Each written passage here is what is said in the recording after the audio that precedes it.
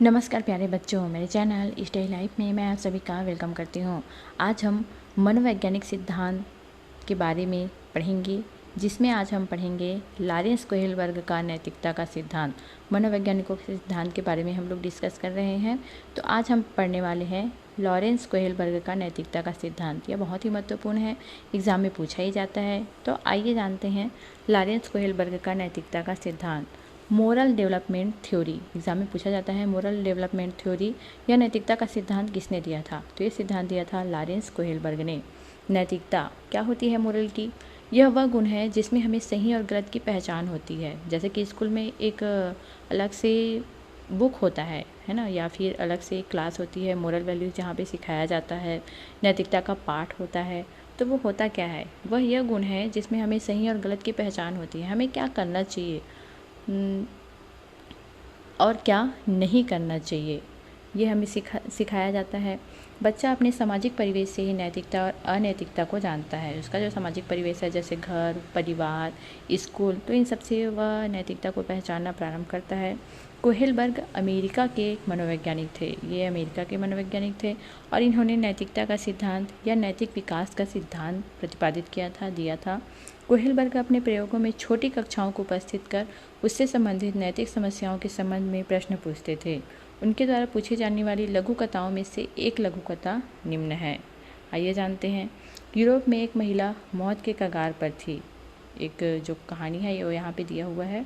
डॉक्टरों ने कहा कि एक दवाई है जिससे शायद उसकी जान क्या हो जाए, बच जाए। वो एक तरह का रेडियम था। उसकी खोज शहर के एक फार्मासिस्ट ने तभी की थी। दवाई बनाने का खर्चा बहुत था और दवाई बनाने के खर्च से 10 गुना ज़्यादा मांग रहा था। उस औरत का इलाज करवाने के लिए उसका पति हिंज उन सबके पास गया जिससे वह जानता था। उसे कुछ पैसे भी उधार मिले जो कि दवाई के दाम से क्या थे, आधे ही थे। उसने दवाई वाले से कहा कि उसकी पत्नी मरने वाली है, वो उस दवाई को सस्ते में दे दे, वह उसके पैसे बाद में दे देगा। फिर भी दवाई वाले ने मना कर दिया। दवाई वाले ने कहा, मैंने यह दवाई खोजी है, मैं इसे बेचकर पैसा कमाऊंगा। तब हिंज ने मजबूर होकर उसकी दुकान तोड़कर वो दवाई अपनी पत्नी के लिए क्या की, चुरा ली। अब बेचारा देखिए, शुरू में तो वह चाहता था कि उसे दवाई जो है वो आधे दाम में मिल जाए, लेकिन वो दुकान वाला उसे देने को तैयार ही नहीं था। तो इसीलिए हिंज ने उसकी दुकान तोड़कर अपनी पत्नी के लिए उस दवाई को चुरा लिया। इस कहानी के आधार पर कोहेलबर्ग ने 2 बातों पर बल दिया था। कौन कौन सा? नैतिक दुविधा। सही और गलत के बारे में डिसीजन लेने में शामिल प्रक्रिया को नैतिक दुविधा कहते हैं। मतलब जैसे हिंज की ही जो स्थिति थी कि वो दवाई को लेना तो चाहता है लेकिन उसके पास पैसे नहीं थे। वह अपनी पत्नी की जान तो बचाना चाहता है लेकिन वह सामने वाले को संतुष्ट नहीं कर पा रहा है, पैसे नहीं दे पा रहा है, उसके पास इतने पैसे ही नहीं है। तो इन दोनों की जो बीच की स्थिति होती है वह कहलाता है नैतिक दुविधा। हिंज अगर चोरी करेगा तो पुलिस पकड़ लेगी और नहीं करेगा तो फिर उसकी बीवी जो है वो मर जाएगी।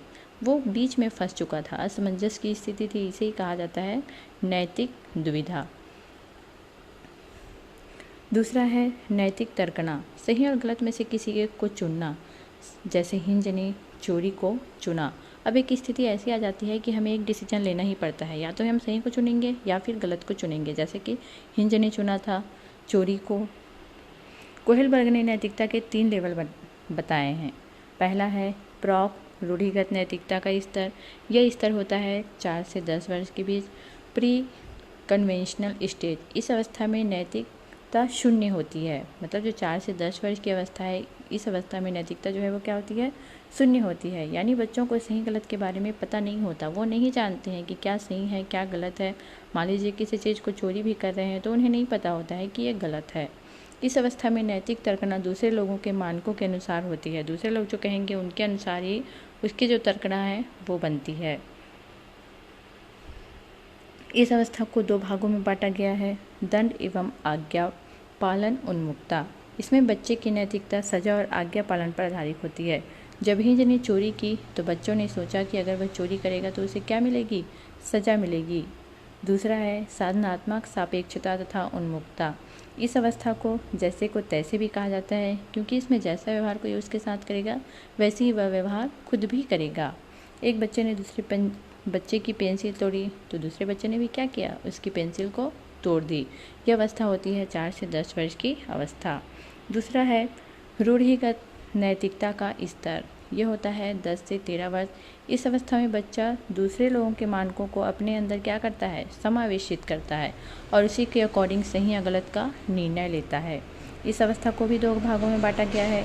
अच्छा लड़का लड़की बनने की उन्मुखता, good boy and good girl. दूसरा कानून एवं व्यवस्था उन्मुखता। इसमें बच्चा कानून तथा सामाजिक व्यवस्था को बनाए रखने की भावना क्या करता है, विकसित करता है, क्योंकि उसके पापा का एक्सीडेंट हो गया था रेड लाइट पार करते हुए, इसलिए वह ऐसा नहीं करेगा। बच्चा जो है आगे के लिए सचेत हो गया है। तीसरा स्तर है उत्तर रूढ़िगत नैतिकता। यह अवस्था होती है 13 वर्ष के ऊपर। इसमें डिसीजन जो है वो खुद से लिए जाते हैं। अगर कुछ करना है तो वो खुद से सोचेगा, ना कि समाज के जरिए कि क्या सही है और क्या गलत है। इसकी भी 2 अवस्थाएं हैं। सामाजिक अनुबंध उन्मुखता। इसमें किशोरियाँ मानते हैं कि नियम लोगों के भले के लिए हैं। अगर किसी नियम से किसी का नुकसान होता है तो ऐसे नियमों को क्या करना चाहिए, तोड़ देना चाहिए। अगर रेड लाइट तोड़कर उसके पापा की जान बच सकती है तो उसे तोड़ दो।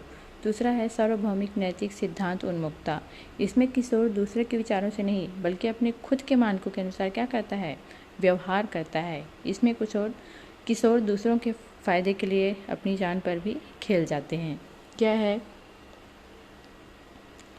हम पढ़ रहे थे सिद्धांत, लॉरेंस कोहेलबर्ग का नैतिकता का सिद्धांत।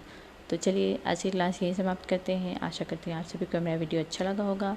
स्टडी रिलेटेड क्लास से जुड़े रहने के लिए मेरे चैनल को सब्सक्राइब करें, वीडियो को लाइक और शेयर करना न भूलें। धन्यवाद।